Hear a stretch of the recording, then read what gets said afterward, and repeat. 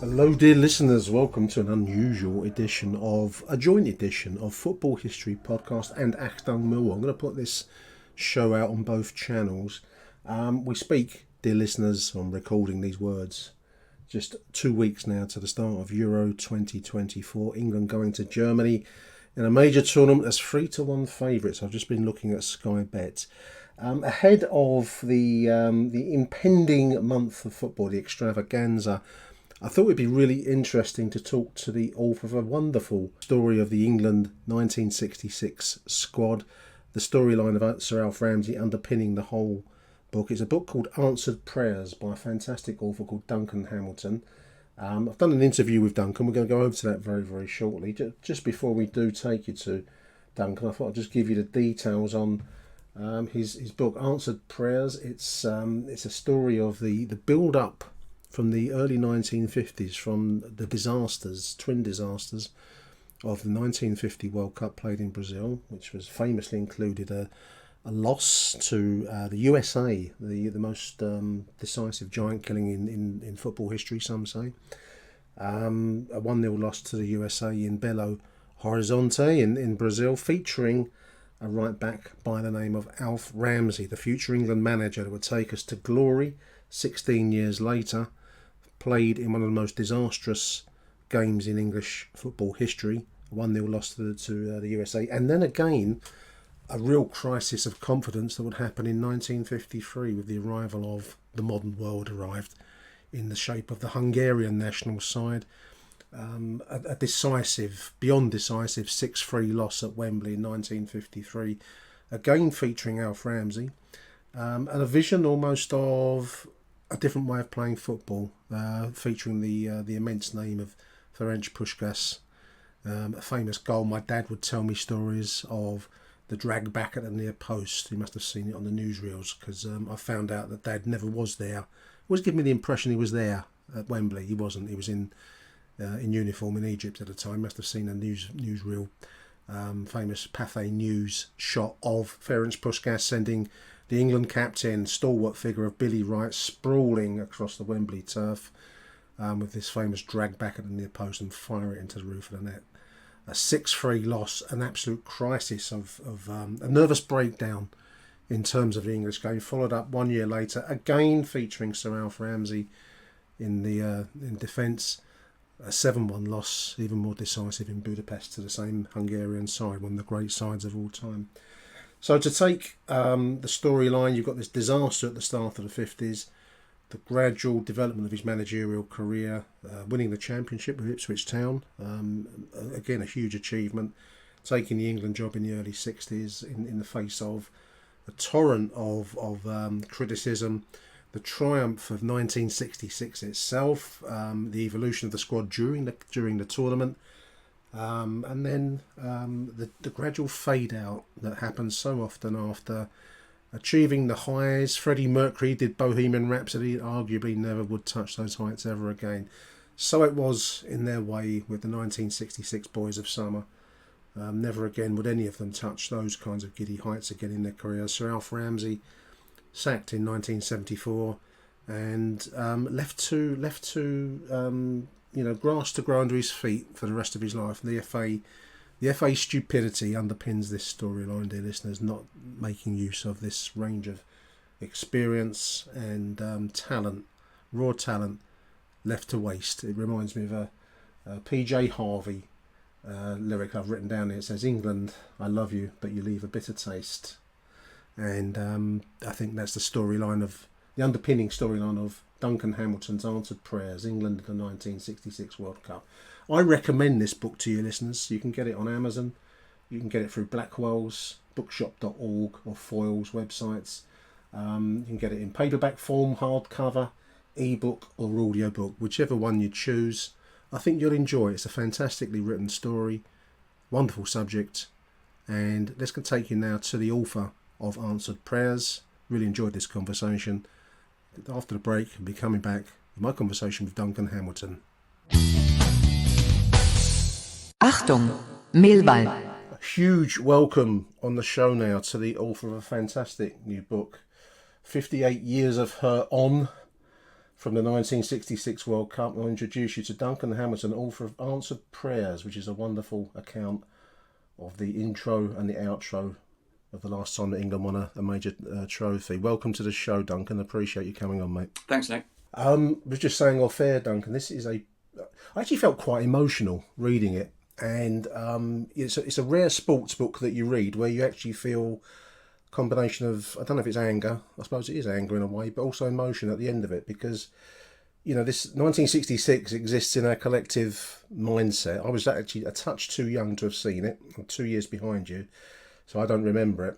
But it exists in our collective memory, doesn't it, as this kind of landmark. It's almost like an untouchable moment in English footballing history. And the downside of it is that it was the pinnacle for almost the whole squad and certainly the manager, Sir Alf Ramsey. Yes, I mean, it really was, Nick. I mean, as I say in the afterword or the author's acknowledgements, I really had no intention of kind of writing about 1966 because I kind of grew up with it. And of course, you would always get the anniversaries. So you would get 76, 86, 96, etc., etc. The same stories would come out. The same people would obviously come out, and the match would be shown again, either in whole or in part. And it was only really during lockdown. And as I said, I think it was a combination of it was kind of lockdown, so I hadn't seen any live sport anywhere, and I was really missing. Honestly, I mean, I would have come to watch you play football, frankly. No, that would be a sight. And they were putting the game on for the COVID charities and people who had suffered through COVID, or the families of people who had suffered through COVID. And I said to my wife, I said, I don't really want to watch this. I said, I've seen it so many times, but there was absolutely nothing else on. And so I sat down and watched. I think I was about 8 minutes late, 8 or 10 minutes late, and I knew that Germany were just about to score. But once I started watching it, I couldn't stop. And it was, absolutely. I mean, I'm not making this up or anything. It was almost as if I was watching the game for the first time. And I noticed all the things that I hadn't seen before. I think I'd sped through it. I was doing a chapter in a book called The Footballer Who Could Fly, which was about my father. And I'd had to watch, I wanted to watch one particular bit in about 2011, I think. I hadn't seen the game since then. And I suddenly thought, goodness gracious, there is no advertising around the pitch. Everybody's wearing black boots. There are no substitutes. No substitutions. That's what struck me. The people in the crowd are actually wearing suits and ties. It was all very bizarre. And then, of course, I got through the game and I was thinking, well, actually, in some ways, despite the fact that England have won quite easily, that we haven't really played as well as we could have done, probably. I mean, there were one or two players in there. I mean, Roger Hunt admitted afterwards that he had his worst possible game, probably the worst of his career. George Cohen had a shot that went nearer the corner flag than it did the kind of goal. There should have, I mean, England really should have won in 19 minutes. They had the chances to kind of tie it up. And then we went into extra time. And you do get that point, despite the fact that I knew what was going to happen. I'm thinking, we're going to win this. Because you just think that something's going to happen. Was that really a goal? Yeah, that you've kind of gone through a time warp and suddenly you realise, actually, no, 66 turned out a bit differently to that. But I think the most poignant thing for me was, and you talk about the emotional charge of the whole afternoon, and I think the most important thing for me was right at the end, where they're waiting to go up the 39 steps and collect the cup, and everybody is in a line and they're marching up, and you think Bobby Moore died in his early 50s. Yeah. Bobby Charlton, dementia. Nobby Stark, dementia. And you went through everybody one by one. And it was only then that I also realised that very few of them had actually won a medal after 66. I mean, that was obviously the only medal that George Cohen won. Yeah. Gordon Banks won the League Cup with Stoke when they beat Chelsea, I think. 72. But people like Ray Wilson had retired very quickly. George Cohen got injured within about 18 months. And that team, I think, only played together for twice more. Yeah. They played against Ireland, Northern Ireland, towards the end of '66, and then they played once more. And that's the only time that they played together until about 1976, when they actually held a charity match at Telford. Yeah. And I just found it all so kind of overpowering. Really, I was so sad, and so I thought, I right, was struck by the transience of it. I mean, yes, it's the same point that you're making. I don't live terribly far from the World Cup statue, which is what was once Upton Park, is now a endless number of blocks of nondescript flats. But there's a statue with this, the famous image of Bobby Moore raising the Jules Rimet, and there's the whole team in their names in stone at its base. And it's got this kind of sense of permanence. But that team only came together in the quarterfinals, Duncan, didn't it? I mean, the starting 11 didn't feature Jeff Hurst, the hero of the hour, and no. it was it was almost like a myriad of things came together in the right moment. It was only the last 3 games, I think, that team actually featured, and then, as you say, it disappeared quite quickly. Yes, I mean, one of the points I made was that for the opening game against Uruguay, Jeff Hurst and Martin Peters were sitting together on the sidelines. And I've always thought it's such a shame that there isn't any photograph of them sitting together on the sidelines. But I know, because I've obviously heard Jeff Hurst talk about this. And he said, they were sitting there in their suits and just thinking, well, are we ever going to get a game in this World Cup? Will we, will I play? And it's just the kind of coincidences and kind of little chances. Yeah, it's just, it was just a fantastic story. I went back and, I didn't have any conception really. I knew he'd been criticised before the tournament began, but I didn't really have any conception until I did this book of how badly treated Ramsey was by Fleet Street. Literally a year before the finals began, if you picked up any magazine, you picked up any newspaper, practically nobody was tipping England. Nobody thought we'd come anywhere near. You thought, there might be the odd one say, well, we might get to the last 8 or we might get to the semi-finals. But there were very few people saying that England could actually win it.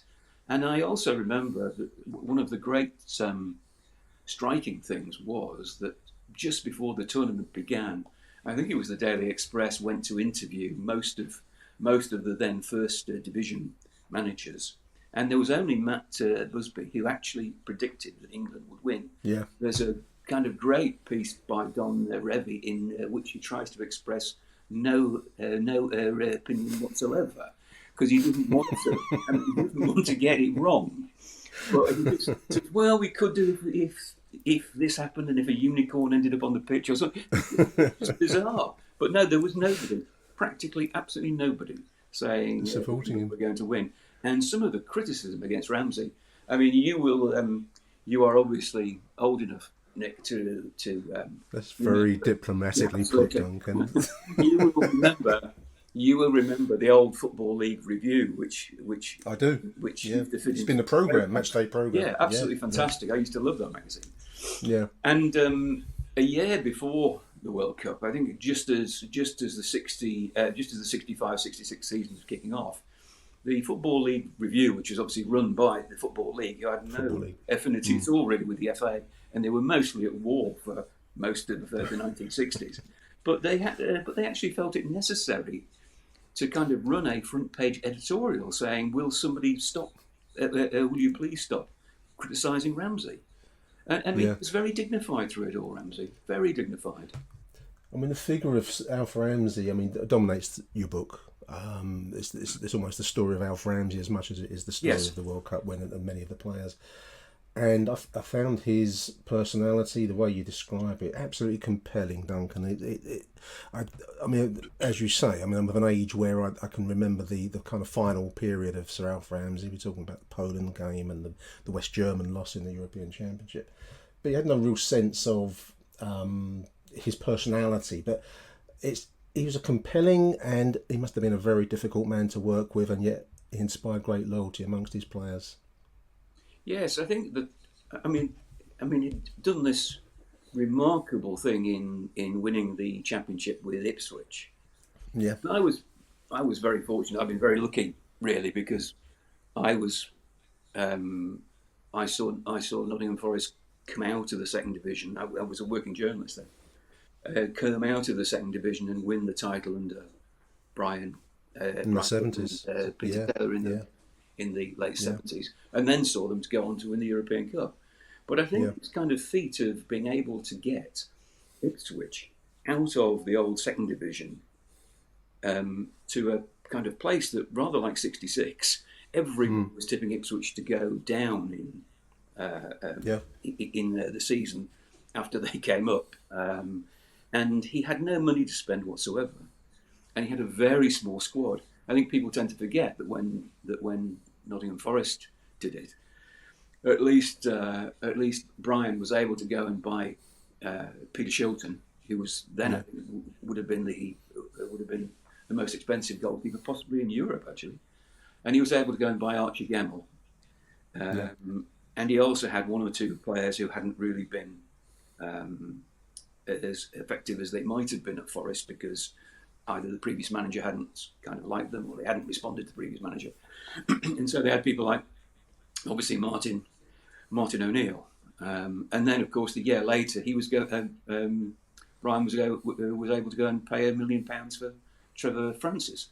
And you had this situation at Ipswich where they were so hard up, where before the season began, they gave all the players £30 to go and buy their boots from the local sports shop.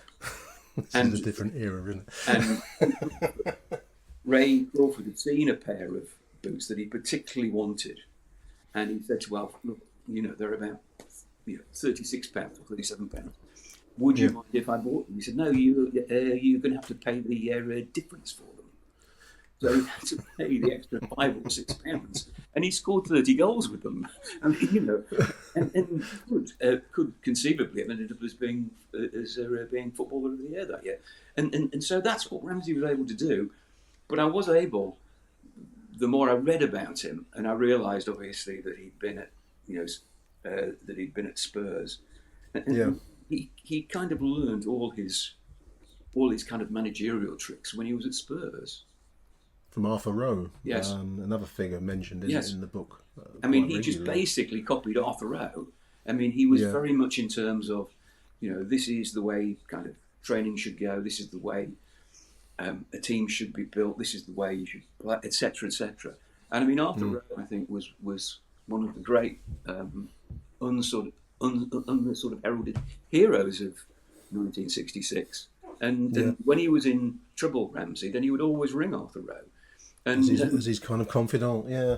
And I found some archives, and there was a hotel just next to the Football Association, and that's where Ramsey used to go and entertain people. And of course, Arthur Rowe is on many chits where he said, lunch with Arthur Rowe, and goodness knows what it must have cost him in telephone calls, because I remember one of the Ipswich players saying that if you walked into Alf Ramsey's office at Portman Road on a Monday morning, I mean, he would be on the phone to Arthur Rowe, and they'd be going through all the weekend stuff. So he was so it's absolutely vital, really. Achtung, Mehlball. And of course, the situation that kind of Ramsey faced, and this is where everything fitted in rather like a dovetail joint, was that the timing was absolutely perfect for him, because obviously he won the title in '62, and the World Cup had been a flop in Chile for England, and England needed a new manager. And then when I went into all the research, I realised that they'd gone through practically half of the Football League before they decided to call on Ramsey. And similarly, Ramsey must have been a bit hacked off, because he was famous for not talking to the press, and kind of famous for not wanting to write articles. And yet he agreed to do these 2 or 3 whacking great pieces with the Daily Mail, which they used on their back pages. And it was his kind of job application, really. And he talked about the sort of England he would build, and he talked about the kind of England players that he'd been with, and what he'd learned from them, and that was his manifesto, really. It's almost a come and get me manifesto, as you say, isn't it, in modern terms, I suppose. You made a great contrast with the perhaps the figure of the 70s was Brian Clough, the first of the well, in an era of personalities, he was the personality, whereas Alf Ramsey obviously had this more traditionally English, buttoned up to, you know, shirt and tie, kind of keep your feelings to yourself kind of feeling.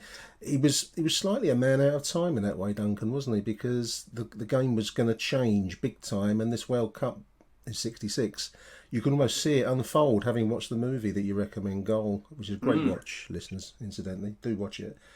You can almost see the modern world is emerging, and Alf was slightly, you know, flotsam and jetsam, left behind by the way the tide was moving.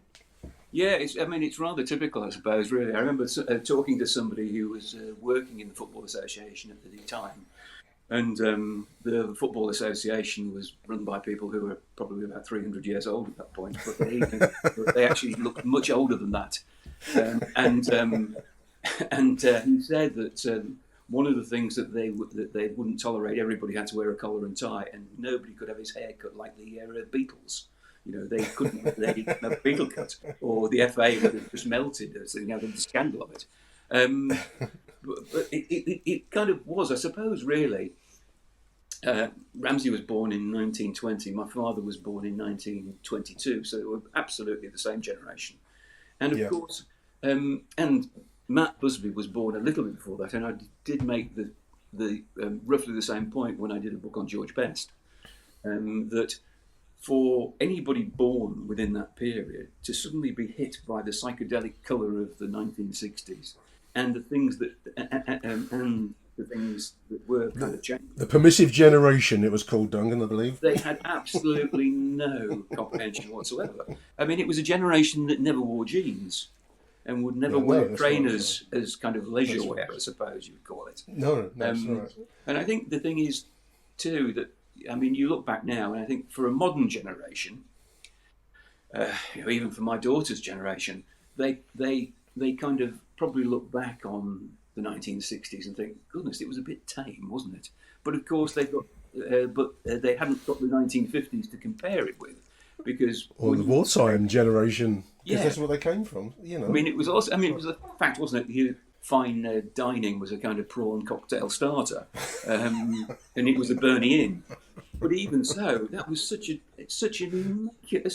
fundamental change from what had happened in the 1950s. And of course, more people had TV. Towards the end of the 60s, you then obviously got the advent of colour TV. There was BBC Two, which is obviously where they put Match of the Day. And I had no, and I had no kind of conception either that Match of the Day was essentially introduced, because they thought that football was going to be a kind of crowd, a kind of audience puller for them. But very few BBC cameramen who were going to have to go and cover the 1966 World Cup and cover every game being played had very little experience of actually covering sport, and certainly football. So obviously Match of the Day was their kind of training ground, really. They're trying for it. I mean, we've mentioned already the movie. It's on FIFA.com, listeners. I mean, not often I visit FIFA's website, Duncan, but I did to watch it. It's a brilliant piece of film. It has a style, doesn't it? Goal. It's got kind of like a jazzy 60s vibe. Yeah, because they've got the jazz soundtrack and but the commentary is so good.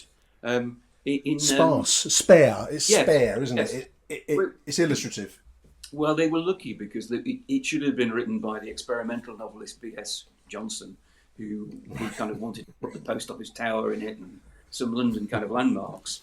And he fell out with the director, and so they brought Brian Glanville in, and he wrote that script.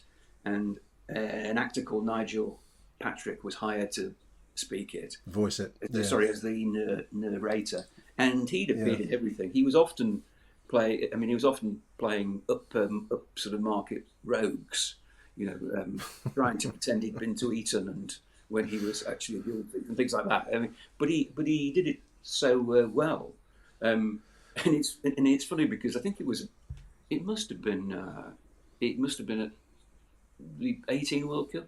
I know that somebody re-showed the film from 1970.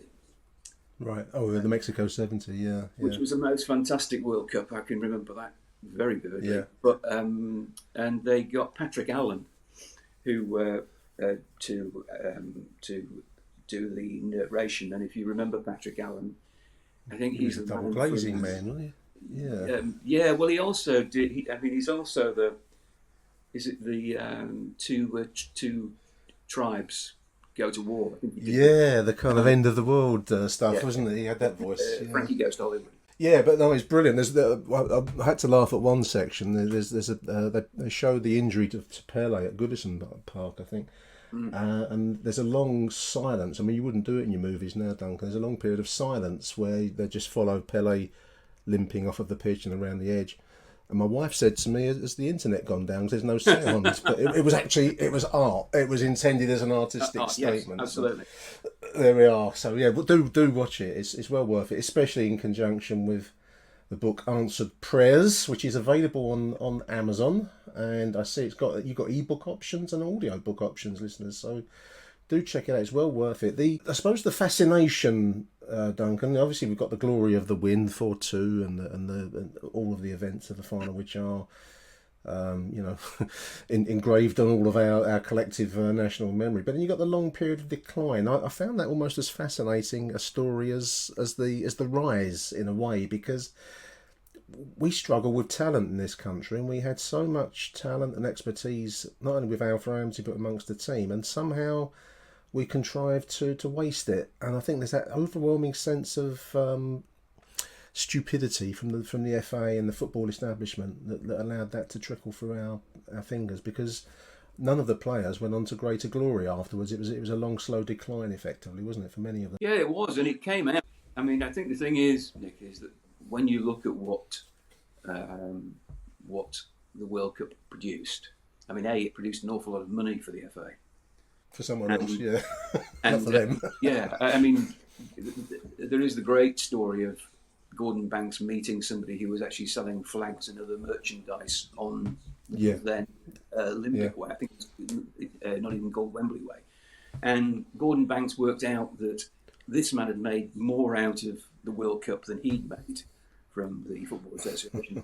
And it was really interesting that I discovered in the FA minutes or something like this, where about 4 or 5 months after the World Cup was over, there was a full kind of meeting in which they were given the option of paying each of the players £100 for an international appearance, and nobody voted for it. They just didn't pay the players. They just thought, they don't sort of care. And it was, but in that period between the beginning of the 66-67 season down right up to 1970, there was a football boom. It was just fantastic. I mean, football, it took off. Magazines exploded. Football books were being produced really in the industrial dozen. And colour TV arrived, Duncan, as well, which was another explosion, wasn't it? When you could see the colours of the two teams. It's fascinating. I mean, there's a wonderful list of items that are allowed to keep. They've got to keep their suits, their FA suits, a raincoat. I'm speaking from memory. Their match day shirt and shorts. I think, well, that's big of them, isn't it? And they got £60 each, and some was it £3 expenses. So yes, don't spend it all at once, boys. It's a very sharp contrast with the modern one. I mean, you've mentioned already no adverts around the Wembley stadium. The other thing that really struck me is a really, really weird thing to mention, but the number of coppers that got involved in sendings off. The Uruguayans escorted from the pitch by about three members of the Liverpool constabulary. Yes. There's Ratin at Wembley gets escorted off by a couple of coppers. Thankfully, you don't see that so much now, but that was a thing, wasn't it? Yeah, it was, and I think it's also one of the great things of the film Goal, where they actually follow Ratin for about a minute as he's they do. Yeah. going They just around, hold him. going Yeah. around the perimeter, and then he disappears down the tunnel. I mean, he clearly doesn't want to leave. Wonderful stuff. I mean, one thing that really struck me, for a man that was, had this reputation of being guarded and buttoned up, or whatever way you want to put it, I suppose. But Alf Ramsey actually experimented with players. He shuffled players like there was no tomorrow, didn't he? I mean, I think you said 60-odd players were used prior Yes. to the 66 World Cup. And he continued that process afterwards. He was not afraid to drop and reshuffle his cards over and No, over. it wasn't. I mean, he didn't really settle on his side until just before the World Cup began. Then, of course, he changed it slightly again. And, of course, they had that fantastic win in Spain, who were then the European champions. That changed people's perception of both England and of Ramsey. But I was also fascinated, and I wasn't really aware of this either, that he did have a problem with Bobby Charlton. And if you go back and read some of the pieces written about Bobby Charlton during, say, 63, 64, 65, it was how he was going to fit into a team. An individualist almost. Yes. Yeah. Ramsey said that he was always going to wear the shirt that he wore, and he was always going to play, but he wasn't satisfied about the fact that Bobby Charlton had actually got the message of what he needed him to do until about a month before the finals. Yeah, that's intriguing, isn't it? And I mean, it's also interesting. I found a piece to mention Don Revie again, and he used to do one of these syndicated columns, which would appear in Saturday Night Football papers. Yeah. And he said in about 1964 that Bobby Charlton was actually a kind of problem, really, because they weren't sure where to sort of play him to kind of get into his best. And I'd never thought that about Bobby Charlton before. Well, his image was always, to me, I suppose he was not straight-laced, I don't know how you'd put it properly, but he was not a flamboyant player. He was clearly very talented, but, in his latter years, he seemed to be quite, almost an ambassadorial role he took on, didn't he, for Manchester United? So it's hard to think of him as a youngster, maybe, carried away.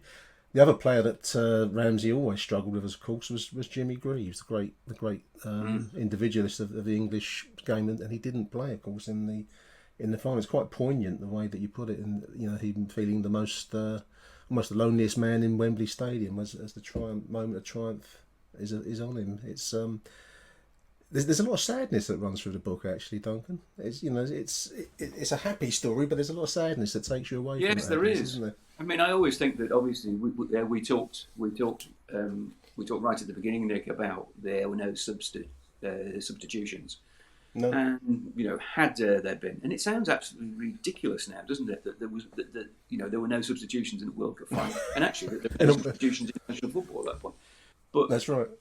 But Jimmy Greaves wasn't he was probably about 80% fit, so I think he would have probably, that he would have figured in the final if they had a bench. But unfortunately, they just didn't have a bench. 80% of Jimmy Greaves is still a pretty good player, Duncan, isn't it? So absolutely. I think the sadness also. I mean, obviously, as we've said already, I mean, there was the kind of disappointment of Mexico in 1970, where Sir Alf's judgment was called into question, probably more than perhaps leading into '66. But he was only an established manager on the international stage, and the famous loss versus West Germany, as it was then, from 2-0 up to losing 3-2. The bad luck of losing Gordon Banks and all the rest of it, but also the substitution of Bobby Charlton, who we just mentioned. Judgment calls that with the benefit of hindsight, he wouldn't have done them, but at the time, he got punished for them, didn't he? Well, he did, and I think, let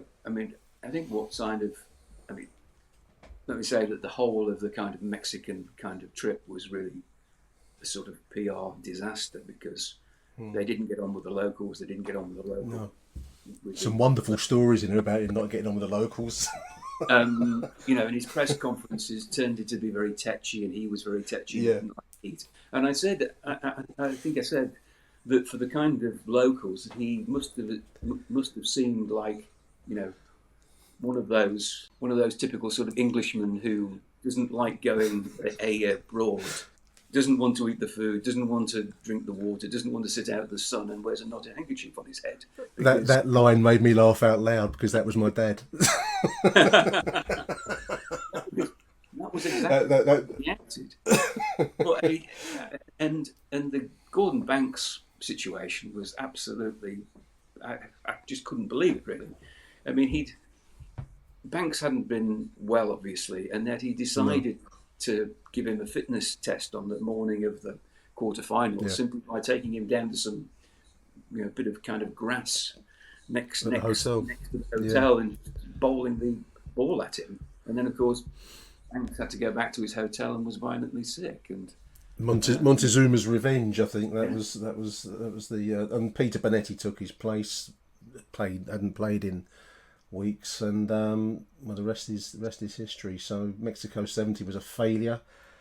We can then move on to some failures that I do remember because I was young enough to watch West Germany beat us 3-1 at Wembley on our new colour television. Duncan, green shirts running amok, and Gunter Netzer, who you mentioned, yes, displaying flair and imagination. That unfortunately, I think by this stage Alf was starting to become known as Mr. Doer, Mr. Straightjacket, whereas the Germans suddenly looked like a team that could. Total football was arriving from Holland, but we were just being left behind again. That sense of being left behind by movements in the game.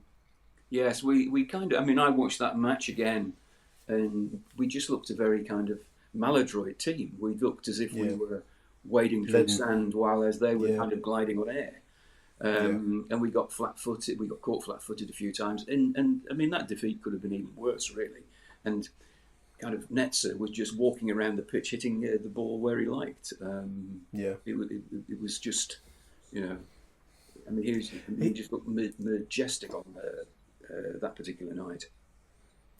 Sir Alf's aversion to flair probably cost him because I mean, I think we probably had players that could, if not the match of Netzer, certainly could have, could also brought some flair into the team, but they just weren't making the side. I mean, I'm thinking of the likes of Tony Curry and Frank Worthington and some of the other big flair players at the time.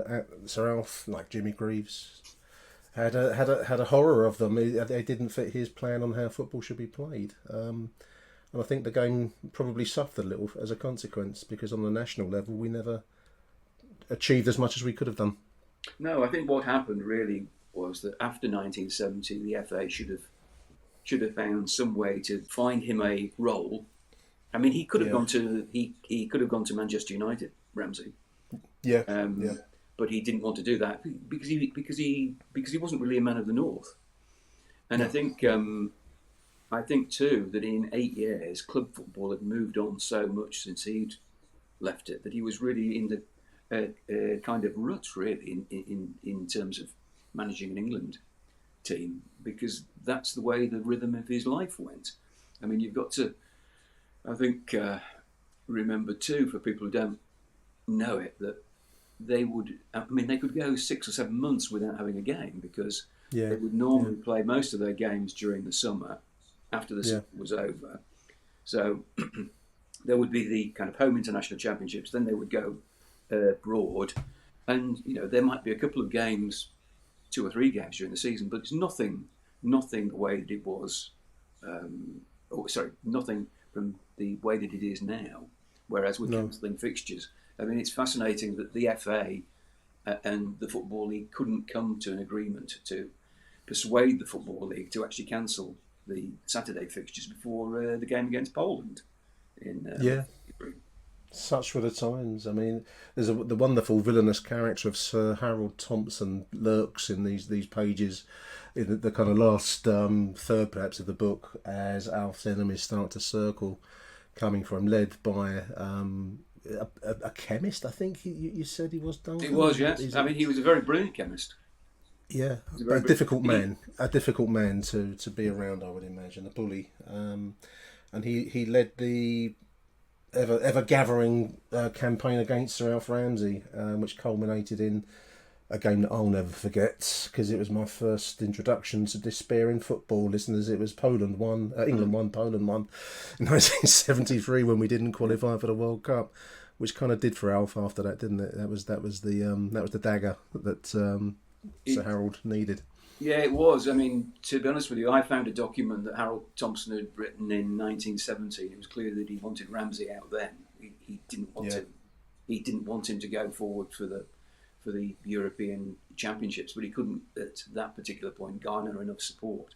So he'd been actually gunning for Ramsey and I would think probably even before the '70 World Cup. So Yeah. I think he'd been he kind of got him in his sights for about 5 years before he actually got rid of him because, I mean, he was a snob.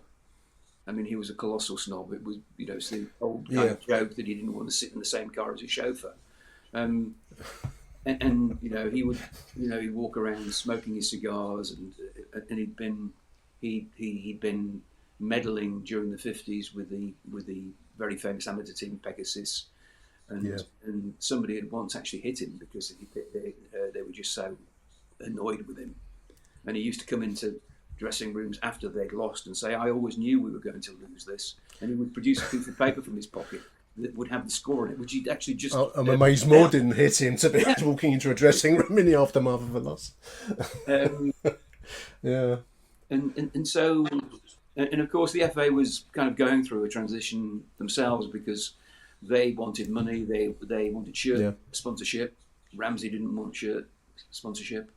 And the Poland game was kind of grievous financial blow for the FA and also for the team because I spoke to one of the agents who was in charge of looking after their commercial business at the time, and they could have made an awful lot of money.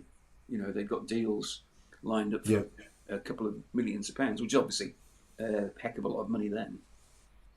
Yeah, the West German World Cup, which we didn't go to. For me, it was the first time I'd seen any football tournament in colour television, listeners. Colour TV, it was bright, the pictures were sharp, and, it was only in Germany. So, as you say, Duncan, a huge loss. It was an unlucky game. I think we threw the kitchen sink at Poland, but somehow the ball wouldn't cross the line to give the win that we needed. And that those are the fine margins, as they say in the game, and that did for Alf.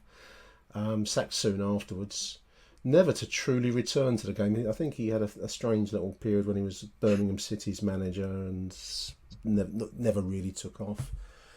And that was the end of Sir Alf Ramsey. Like some of the players, you've mentioned Bobby Moore already, who would sadly find himself working for Capital Radio. I remember in London as a sports reporter.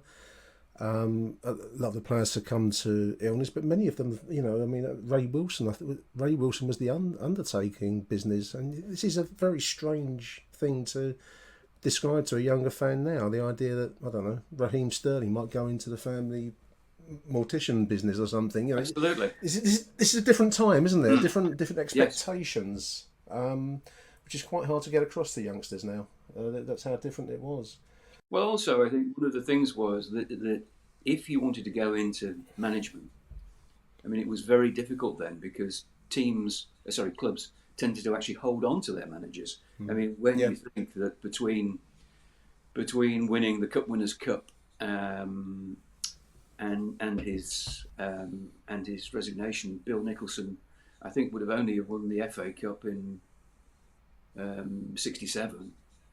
Yes, I suppose, Bill Shankly had a long barren period, and then there were other people like Joe Harvey at Newcastle who went about 5 or 6, 7 years without actually winning anything until he won the Fairs Cup in '69. And I'm a Newcastle supporter, so that's as vital for us. That's a separate podcast, Duncan. I mean, that's a week-long programme. Lots of, managers sort of tended to kind of hang around, so there weren't that many openings, and so you find that people like Bobby Moore can't actually get into management. There's a sad story of Nobby Stiles being asked to pay for his tickets. I think he takes his granddaughter to Old Trafford. Yes. Given he's a European Cup winning player, a World Cup winning player. Yeah. And aren't they asking him to fork out to get into the ground where he once starred? It's, I think Bobby Moore had a similar experience at West Ham, thrown out by one of the stewards because he didn't have a ticket. Yes, he was actually. Yes, he was asked to leave. And of course, The mean-mindedness of it. The mean-mindedness is incredible, Duncan. and I mean, being an absolute gentleman, which he was, that he just got up and left, and he didn't make a scene. Yeah. I mean, I don't know, Nick, if you were fortunate enough to ever kind of meet him, but he was one of the nicest blokes you could ever wish. I can imagine. Yeah. He comes over. I mean, I've never met him, so but you know, it's, as I've written here on my little notes, it's the waste of it all. It underpins the whole book, and there's some really poignant scenes. I think you begin with the statue of Sir Alf Ramsey, which is just outside Portman Road. For anyone that doesn't know, I didn't know they had a statue there even. And then the real sad part of the quite non-flashy gravestone, which doesn't even mention his World Cup win. Duncan. No. It's just in loving memory almost. Nothing else. Well, I think the worst thing was it was very difficult to actually find, because it's not a very big cemetery in Ipswich, but there are no signposts, and you're wandering around, and I'm thinking, well, it's got to be down this hill because I've kind of tried everywhere else, and eventually found it, and it was just so modest. Yeah, typical of the man. Yes. All he did was win a World Cup. Listeners, absolutely. Nobody else has ever come close to it. Answered Prayers is the book. It's by Duncan Hamilton. You can get it on Amazon. You can get it on various websites. Blackwell's, bookshop.org, Foils. You can get an audio book. It's got a full range of formats. I really recommend it. I mean, before I let you go, Duncan, I just want to say it's a beautiful book. I really enjoyed reading it. My wife said to me, "You're reading a book." I said, "Yes, reading a book, not flicking through the iPad." And she said, "You read that quickly?" I said, "Yes, it's a good one. I recommend it. It's a great piece of work." How long did it take you to put together from start to finish? I'm asking dumb questions now because I've never done one, so intriguing. That's a very good question. I think altogether it was about 18 or 20 months. Wow. Which is actually a little bit longer than it usually kind of takes me. But of course, you're kind of looking at not only at Alf Ramsey's life, but you're looking at the lives of each of the kind of teams. The players. Plus, for about another 30 kind of characters, you've got Arthur Rowe, Danny Blanchflower, with whom he was, which he had a very odd relationship with. You're kind of looking at the FA situation, and I always think that I always try to make sure that the book isn't just about sport, that you can place it within the kind of context of the period, so that you've got something about the 60s and what the 60s was like. Because, to be honest with you, someone's kind of character, and you were talking before about how he was a very staid and respectable and kind of buttoned up man, which was odd in the 60s. But as we were talking about before, it was a kind of generation were coming to the fore in the 60s that was just alien to him, and a kind of way of life. There was a change in scene. My grandfather was never without a shirt and tie and suit. That's how I remember him. Yeah. But that's because he came from the same generation, a wartime generation, whatever you want to call it. Well, the book is well worth a read, listeners. The character I enjoyed, before I let you go, my mind is leaping all over the place. John Cobbold, what a character he is! I'd love to read a book about John Cobbold, the owner of Ipswich and owner of a brewery, who sounds like he spent his life sampling the wares. Absolutely, he wonderful character. But yet again, and I did meet him because obviously I was covering football in the late 70s and 80s when. Which were successful under Bobby Robson, but I do love I think my favourite, and then there are about 20 little tales about John Cobbold, this thing, and some of them are only told in a paragraph, but you only need a paragraph. But I do particularly like the one where he was in the Swiss Alps or somewhere, and he met a woman, and decided to take it to the cinema, and it turned out to be Grace Kelly. And he actually took her to the film, which was I think it was Rear Window, that she was actually starring in. This is the kind of life that he had. I don't know. Wonderful. He's an incidental character in a wonderful book. As we said, Answered Prayers. Do check it out on Amazon by Duncan Hamilton. Duncan, it's been a pleasure talking to you, mate. Thanks, Do it more often. Yes, absolutely. Thanks for coming on the show. We can talk about Newcastle and we'll be here a week. Newcastle. Yes, I'll do some prep for that one. Oh, dear.